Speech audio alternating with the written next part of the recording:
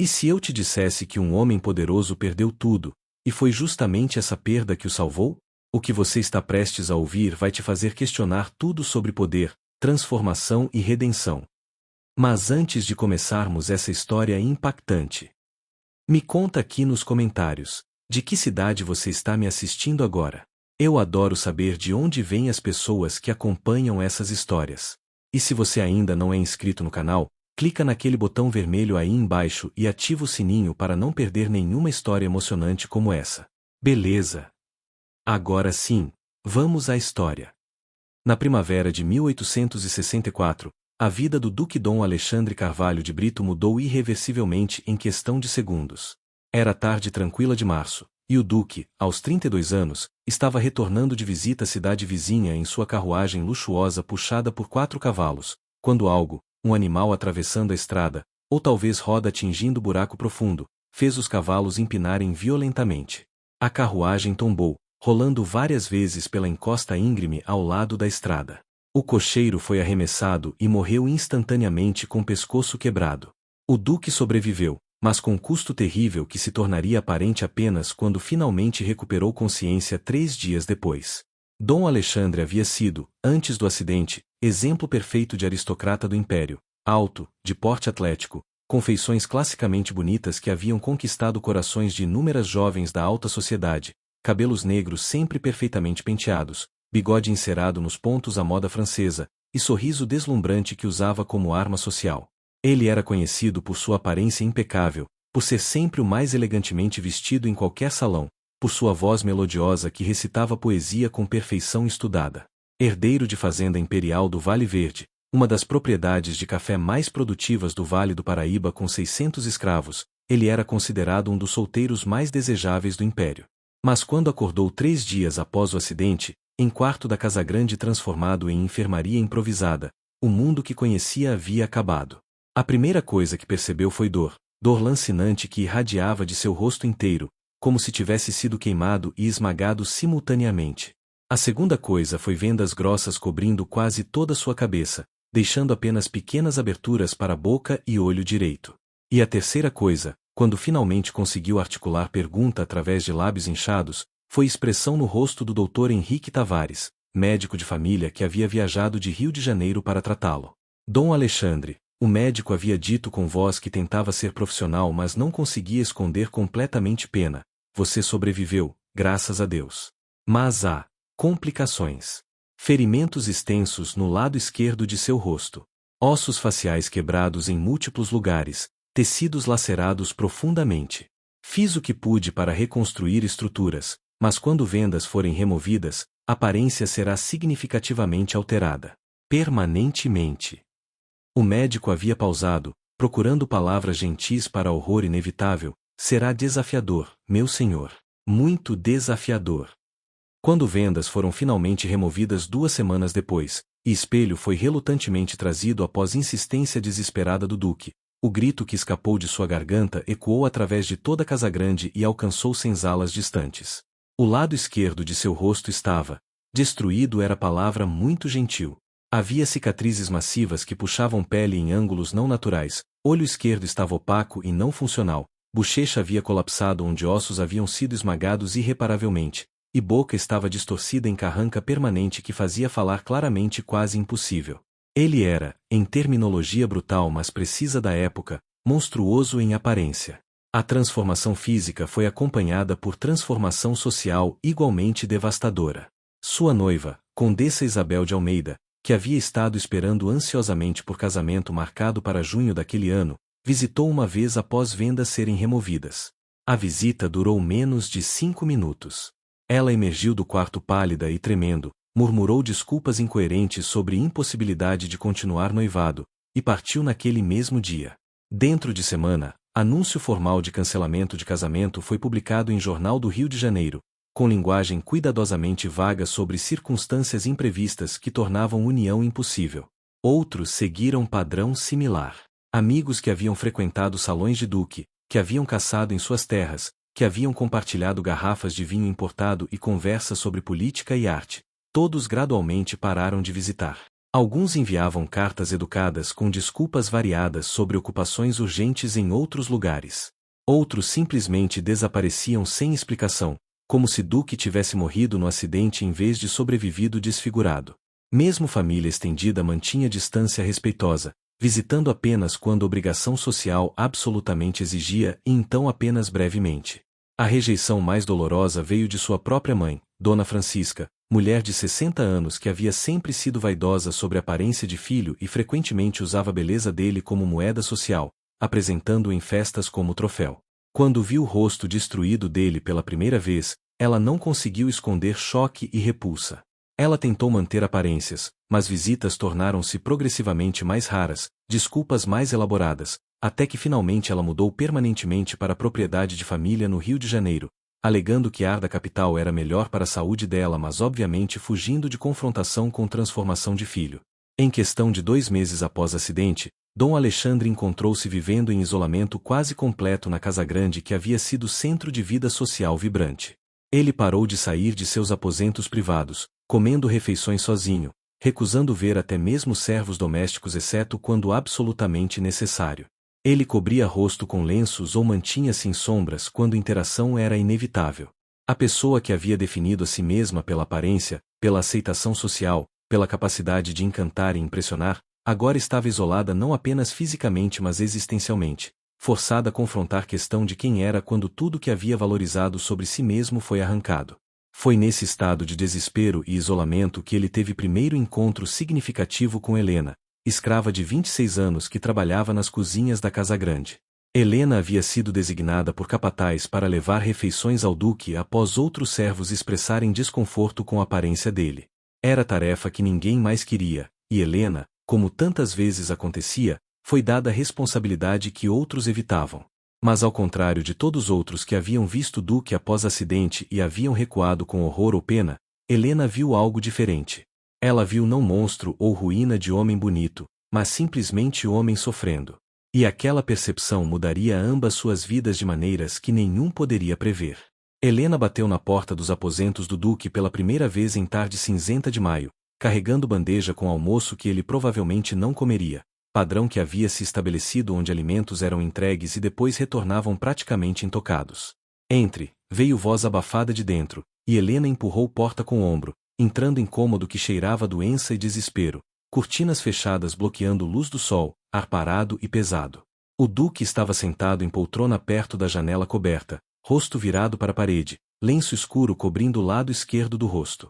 Ele não olhou quando Helena entrou, não reconheceu presença dela além de murmurar "deixa ali" gesticulando vagamente para a mesa. Helena colocou bandeja onde indicado, mas ao invés de partir imediatamente como instruída, ela hesitou. Havia algo na postura curvada dele, na maneira que dedos agarravam braços da poltrona como se fosse o único ponto de estabilidade em mundo desmoronando, que tocou algo nela. Senhor deveria comer, ela disse gentilmente, não como ordem mas como sugestão genuína. Corpo precisa de força para curar. O duque finalmente virou cabeça ligeiramente em direção dela, embora ainda não olhasse diretamente. Curar? Sua voz carregava amargura tão profunda que Helena quase recuou. Não há cura para isto. Médicos fizeram o que podiam. Isto é permanente. Isto é. Ele gesticulou para o próprio rosto com mistura de raiva e desgosto. Isto é o que sou agora. Helena deveria ter saído naquele momento. Não era lugar de escrava oferecer conforto ou conselho a senhor. Mas havia passado 26 anos vendo sofrimento. Próprio sofrimento de ser escravizada, sofrimento de mãe que morreu de exaustão quando Helena tinha 12 anos, sofrimento de comunidade inteira vivendo sob opressão. E havia aprendido que sofrimento, não importava quem experimentava, merecia reconhecimento se não compaixão. Isto é o que seu rosto parece agora, ela corrigiu suavemente. Mas não é o que senhor é. A menos que senhor escolha definir-se apenas por aparência. O duque finalmente virou completamente para olhar para ela, lenço escorregando ligeiramente revelando borda de cicatrização brutal. Seus olhos, direito claro e focado, esquerdo opaco e sem vida, estudaram Helena com mistura de surpresa e irritação. Fácil para você dizer, ele disse, voz saindo distorcida pela boca deformada. Você nunca teve que perder tudo que definia quem você era. Você nunca teve mundo inteiro virando as costas porque não pode mais suportar olhar para você. Helena poderia ter ficado em silêncio, poderia ter aceitado presunção dele sobre vida dela, mas algo na arrogância mesmo de seu autopiedade atiçou resposta que ela normalmente suprimiria. Senhor, está errado, ela disse, voz ainda gentil mas agora carregando aço. Eu perdi tudo o que me definia também. Perdi meu nome, o que mãe me deu foi substituído por um que senhor do navio negreiro escolheu. Perdi minha liberdade, minha família, qualquer escolha sobre minha própria vida. E mundo inteiro vira as costas para mim todos os dias, não porque não podem suportar olhar para mim, mas porque não me veem como totalmente humana. O silêncio que seguiu foi pesado. O duque olhou para Helena como se realmente vendo-a pela primeira vez, não como servente anônima mas como pessoa com história própria, com perdas próprias, com perspectiva que desafiava a autopiedade dele. Ele começou, depois parou, não sabendo como responder. Porque ela estava certa, e verdade dela era espelho desconfortável para autocentrismo de seu sofrimento. Helena suavizou o tom dela. Não digo isso para diminuir dor de senhor. Dor é dor, e senhor está claramente sofrendo terrivelmente. Mas talvez sofrimento seja oportunidade para ver mundo diferentemente. Quando a aparência não pode mais ser escudo ou moeda, talvez descobre o que mais há. Quem mais é? Ela pegou bandeja que havia trazido, removeu coberturas, revelando refeição cuidadosamente preparada. Agora por favor coma. Rosa nas cozinhas se esforçou muito nisto. Nos dias que seguiram, padrão se estabeleceu. Helena trazia refeições 3 vezes ao dia, e cada vez ficava um pouco mais, falando um pouco mais. Inicialmente, Duque resistiu, mas gradualmente começou a esperar visitas dela, não porque era atraído por ela, ainda estava profundamente mergulhado em autopiedade para pensar em qualquer coisa assim, mas porque ela era a única pessoa que não recuava, não olhava com horror ou pena, não fingia que cicatrizes não existiam mas também não as tratava como definindo ele completamente. Helena falava sobre vida nas senzalas, não reclamando ou acusando, mas simplesmente compartilhando realidade que Duque, em seu mundo anterior de privilégio, nunca havia realmente considerado. Ela descrevia como Ana havia parido criança sozinha porque médico não vinha para escravas em trabalho de parto. Como Miguel trabalhava mesmo quando febre fazia tremer porque faltar trabalho significava chicotadas. Como crianças brincavam nas horas roubadas entre trabalho exaustivo, criando jogos de pedras e galhos porque brinquedos não eram fornecidos. E lentamente, muito lentamente, Duque começou a fazer perguntas. Não sobre si mesmo ou sua situação, mas sobre vidas das pessoas que havia possuído mas nunca conhecidas. Ana e criança sobreviveram. Miguel se recuperou da febre. Que tipos de jogos as crianças inventam? Eram perguntas que revelavam despertar de interesse em algo além de próprio sofrimento. Primeiro passos hesitantes em direção à ver-humanidade daqueles que havia visto apenas como propriedade. No terceiro semana de suas conversas, algo surpreendente aconteceu. O Duque, sem ser solicitado, removeu o lenço que sempre cobria rosto quando Helena entrou. Foi ato de vulnerabilidade profunda, permitir-se ser visto completamente por alguém, confiar que não recuaria com horror. Helena olhou para cicatrizes brutais, para olho morto, para boca distorcida, e então olhou diretamente no olho bom dele e sorriu. Obrigado por confiar em mim para ver, ela disse simplesmente. Aquele momento, pequeno reconhecimento de confiança compartilhada, foi ponto de virada. Porque Duque percebeu que Helena não estava vendo apenas como rosto destruído. Ela estava vendo como pessoa, com pensamentos e sentimentos que existiam independente de aparência física. Era tipo de reconhecimento que ele havia tomado como garantido durante toda a vida quando era bonito, mas agora que não tinha mais, descobriu quão precioso realmente era. À medida que semanas se tornavam meses, relação entre Duque e Helena evoluiu de mera cortesia para algo mais profundo. Não romance, não ainda, mas amizade genuína construída sobre conversas honestas e vulnerabilidade compartilhada. O Duque começou a sair de seus aposentos, primeiro apenas para corredores escurecidos à noite quando ninguém mais estaria por perto, depois progressivamente durante o dia, embora ainda evitasse áreas públicas da Casa Grande. Ele começou a fazer perguntas mais profundas sobre a operação da fazenda, não de perspectiva de maximizar lucros como havia feito antes, mas de perspectiva de como decisões afetavam pessoas reais. Como são determinadas rações de comida? Quem decide quais crianças são separadas de mães quando vendidas? O capataz Sebastião é realmente tão brutal quanto rumores sugerem? Eram perguntas que revelavam consciência crescente de sistema que ele havia herdado e perpetuado sem questionamento prévio. Helena respondia honestamente, às vezes brutalmente. Ela descreveu como rações eram calculadas para manter escravos vivos e funcionais mas nunca saciados, como crianças eram separadas baseado em valor de mercado sem consideração por vínculos familiares, como Sebastião usava chicote e correntes com entusiasmo que ia além de disciplina necessária para território de sadismo. Cada revelação era dolorosa para Duque ouvir, forçando-o a confrontar cumplicidade em sistema que ele nunca havia examinado criticamente. Por que você me diz essas coisas? Ele perguntou após sessão particularmente difícil onde Helena havia descrito punição brutal de homem idoso que havia trabalhado devagar devido à artrite. Por que não simplesmente odeia-me e mantém silêncio? Helena considerou pergunta cuidadosamente antes de responder. Poderia odiá-lo. Teria razões. Mas ódio não muda nada, e viu que faz a pessoas que o carregam, consome elas. E além disso... Ela pausou. Eu vi mudança em Senhor. Pequena, mas real. Acidente forçou o Senhor a ver mundo diferentemente.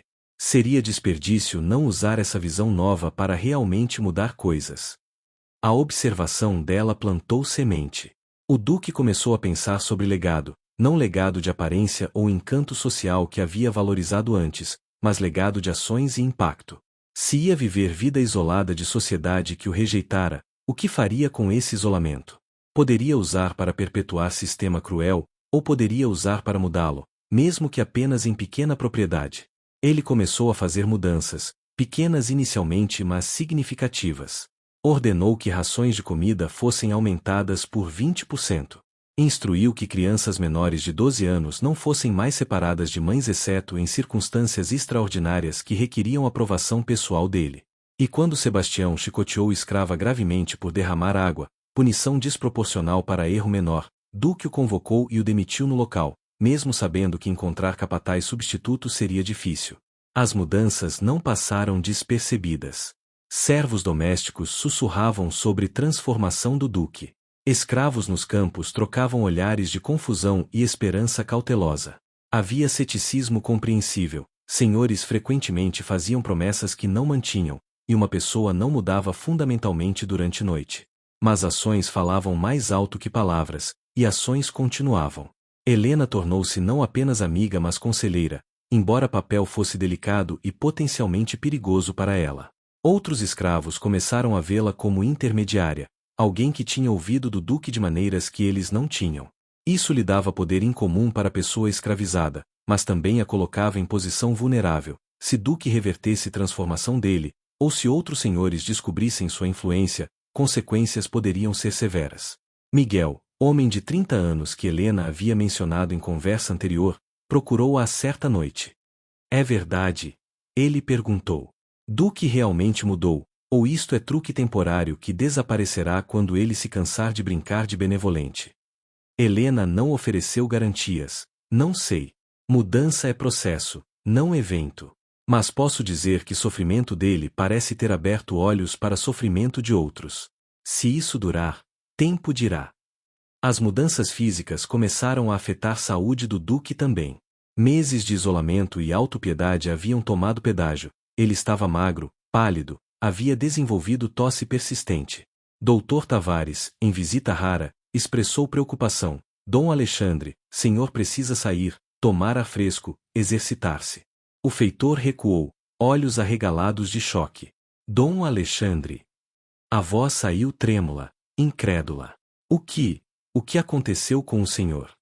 O Duque manteve-se ereto, embora cada fibra de seu ser gritasse para fugir daquele olhar horrorizado. Uma doença, Bernardo. Uma doença que me ensinou muito. Fez pausa, observando como os escravos no campo haviam parado de trabalhar, olhando na direção deles. Diga-me, quanto tempo essas pessoas trabalham por dia? Bernardo piscou, confuso pela pergunta. Do amanhecer ao anoitecer, senhor. Como sempre foi. E as crianças? O Duque apontou para o menino que havia notado antes. Começam a partir dos 5, 6 anos, senhor.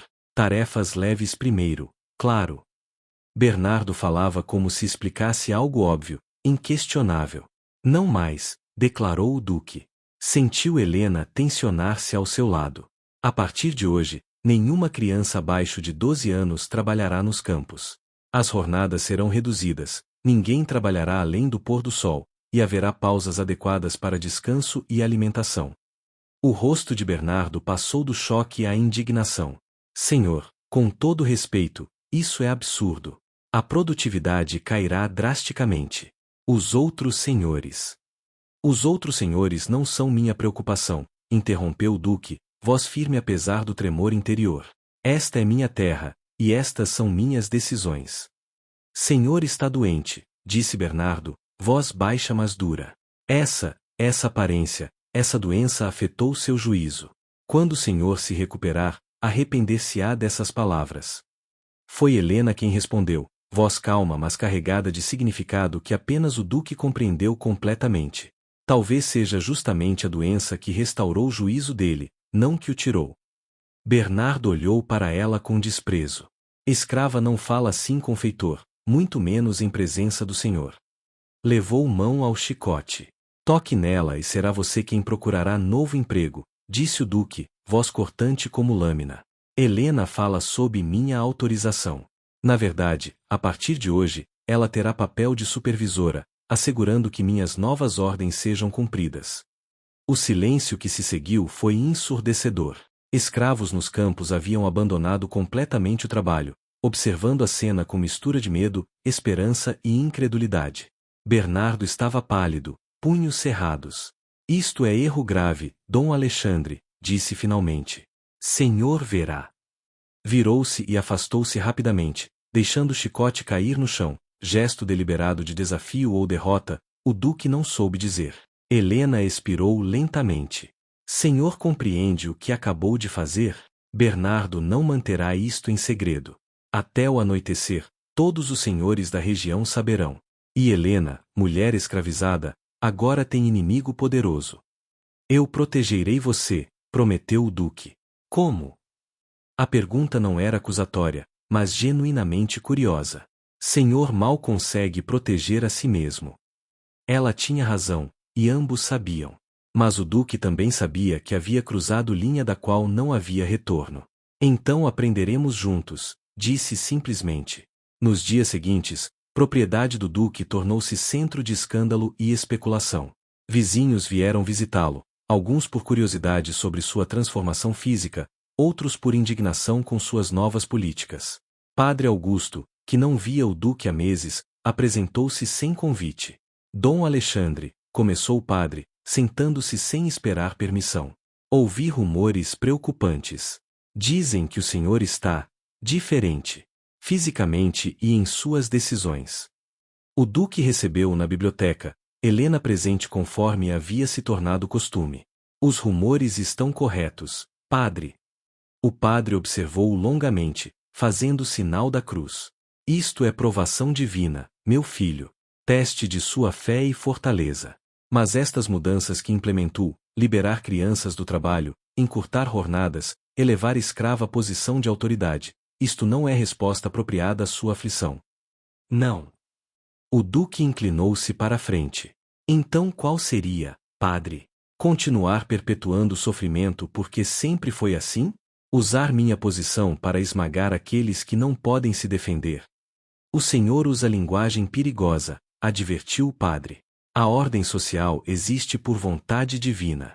Senhores governam, escravos servem. Cada um em seu lugar designado. Ao perturbar esta ordem, o senhor desafia não apenas homens, mas o próprio Deus.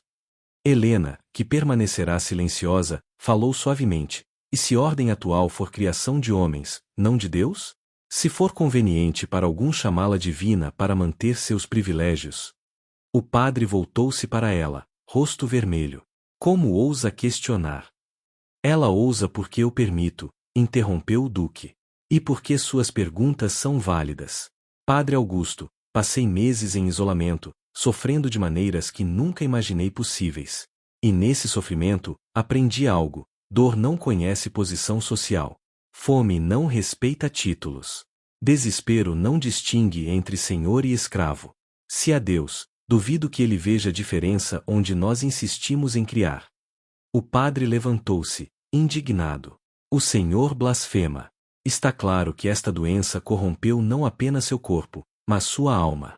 Rezarei por sua recuperação completa. Saiu sem despedir-se.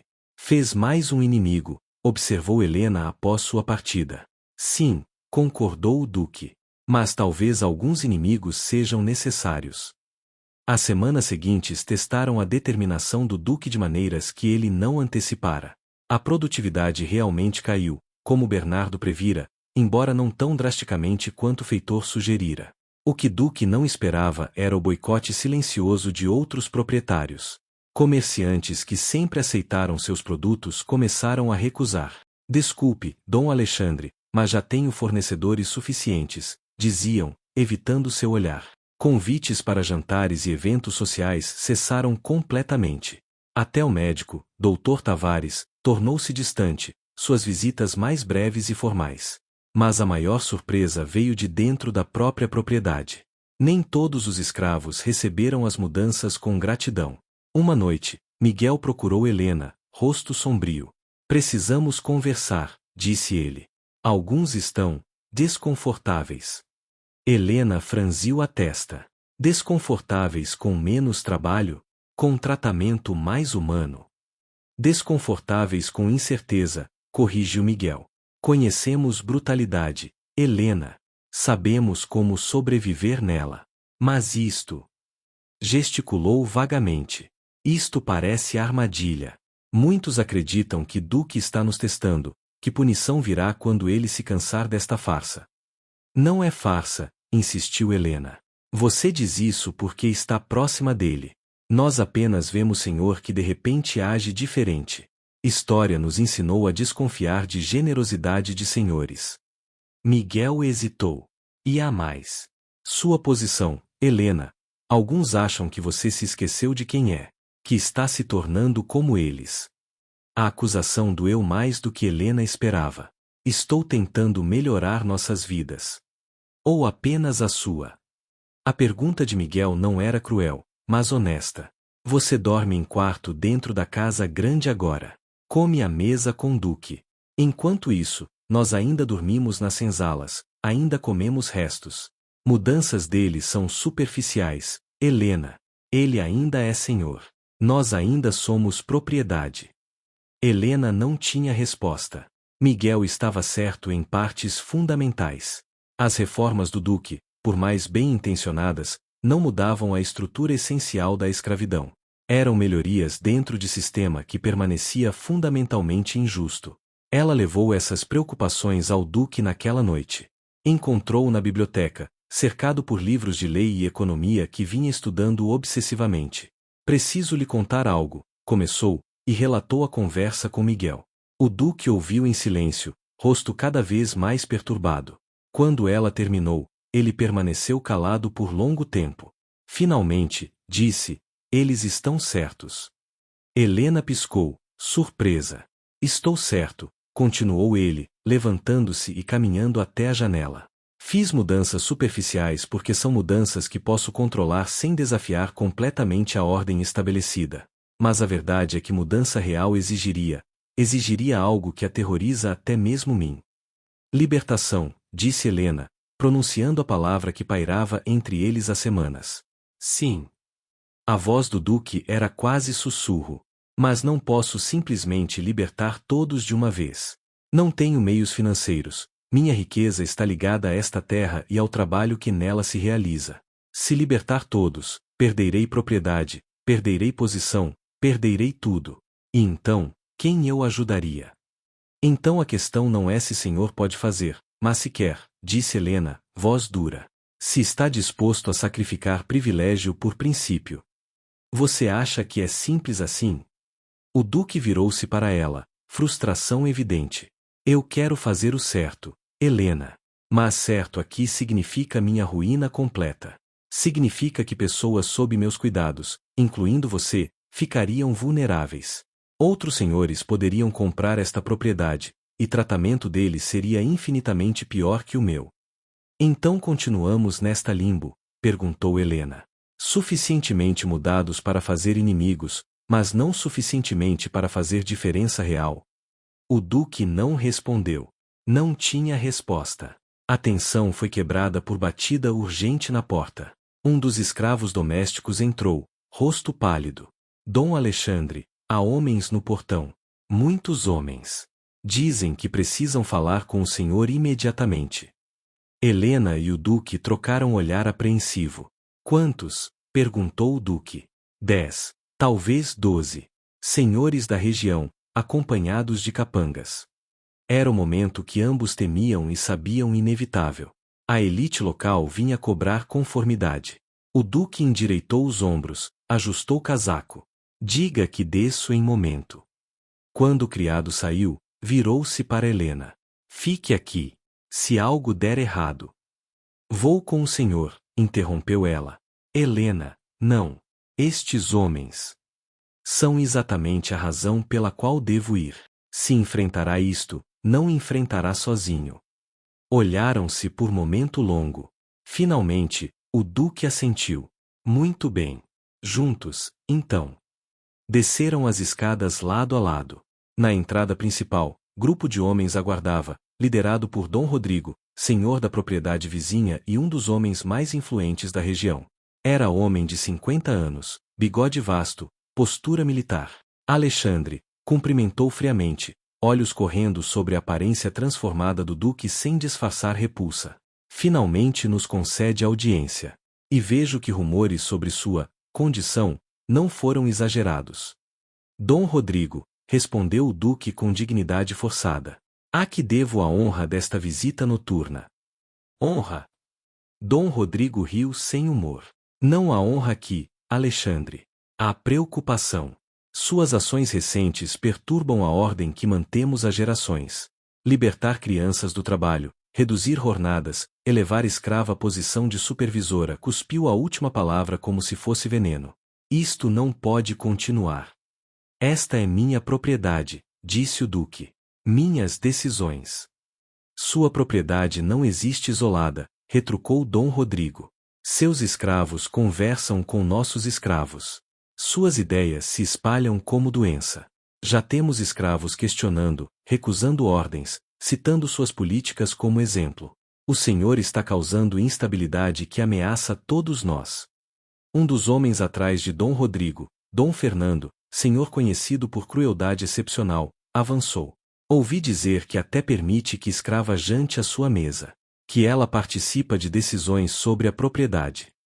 Olhou para Helena com desprezo. Isto é abominação. O senhor esqueceu o lugar dela e seu próprio lugar.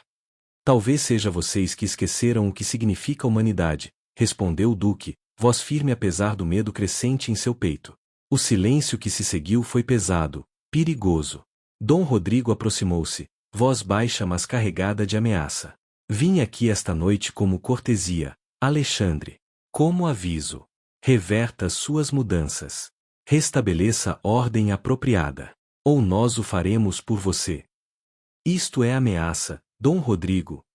A voz do duque permaneceu firme, embora Helena pudesse ver tremor sutil em suas mãos. É promessa, respondeu Dom Rodrigo. Tem até fim da semana. 7 dias para retornar ao bom senso. Depois disso. Deixou a frase inacabada, mas a implicação era clara. Após a partida dos homens, propriedade ficou em silêncio tenso. Helena encontrou o duque na biblioteca horas depois, garrafa de vinho pela metade ao lado de papéis rabiscados. Estive fazendo contas, disse ele sem olhar para cima. Tentando encontrar caminho que não exija escolher entre princípios e sobrevivência. Riu amargamente. Não existe tal caminho. Helena sentou-se diante dele. Então o que fará?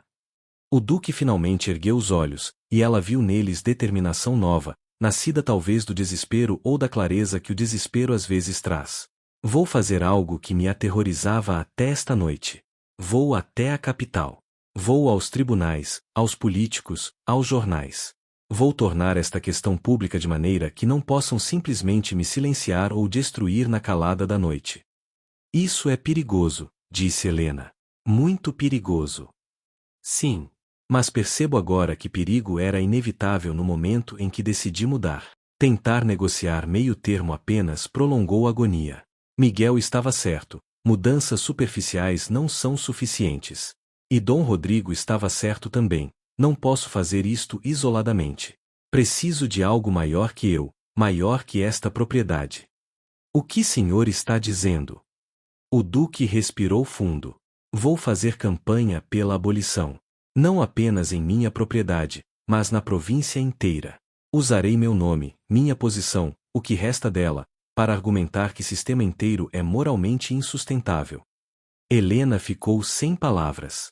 Era mais do que esperava, mais do que sonhara possível.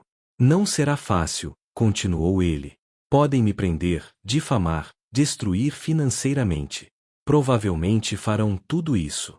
Mas Helena, meses de sofrimento neste corpo me ensinaram algo essencial. Sofrimento físico termina. Culpa moral não. Posso suportar primeira. Não posso mais suportar a segunda. E nós? Perguntou Helena suavemente. Os escravos desta propriedade? O que acontecerá conosco se senhor for preso, se perder tudo? Esta é parte do plano, disse o duque, empurrando papéis na direção dela. Já iniciei processo legal para começar a libertar escravos desta propriedade, começando por crianças e idosos. É tudo que posso fazer legalmente sem perder propriedade completamente. Mas também estou transferindo ações e títulos para fundos que garantirão que, se algo acontecer comigo, vocês tenham recursos. Helena olhou os documentos, dificilmente acreditando. Senhor fala sério. Completamente. Ele hesitou. E há mais uma coisa que preciso lhe pedir. O quê? Venha comigo. Para a capital. Preciso de alguém que possa testemunhar a realidade da escravidão de maneira que eu nunca poderei. Alguém cuja voz carrega a verdade que a minha não pode. Era pedido imenso. Significaria deixar tudo que Helena conhecia, expor-se a perigos novos e desconhecidos. Mas também significaria voz, agência, possibilidade de mudança real. Sim, disse ela após momento de reflexão. Irei. Os dias seguintes foram um turbilhão de preparação. O duque enviou cartas para conhecidos na capital. Alguns responderam, muitos não. Padre Augusto retornou, tentando última vez demovê-lo. Doutor Tavares veio também, não para dissuadi-lo, mas para oferecer apoio discreto e contatos com médicos na capital que poderiam ajudar. Miguel e outros escravos reagiram com um misto de esperança e ceticismo. Alguns agradeceram, outros acusaram Helena de abandoná-los. A comunidade escravizada estava dividida, incerta sobre se mudanças prometidas eram reais ou mais uma ilusão cruel. Na véspera da partida, queimaram a senzala norte. O fogo foi deliberado, embora nunca se descobrisse quem o iniciou.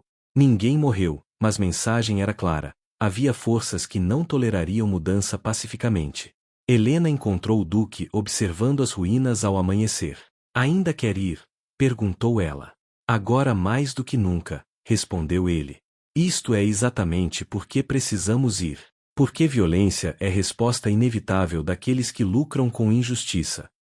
Partiram ao meio-dia, em carruagem simples, acompanhados apenas por condutor de confiança. Propriedade que deixavam para trás estava mudada irreversivelmente, para melhor e pior. Escravos tinham alguma liberdade nova, mas também nova incerteza. O duque havia perdido o respeito de seus pares, mas ganhado algo mais valioso, senso de propósito. Na estrada, Helena observou o homem ao lado. Meses atrás, ele era senhor temido, arrogante em seu poder. Doença havia transformado seu corpo, mas foi escolha que transformou sua alma. Ele ainda não era herói, havia muito em seu passado que não poderia ser redimido, mas estava tentando. No que está pensando? Perguntou o duque.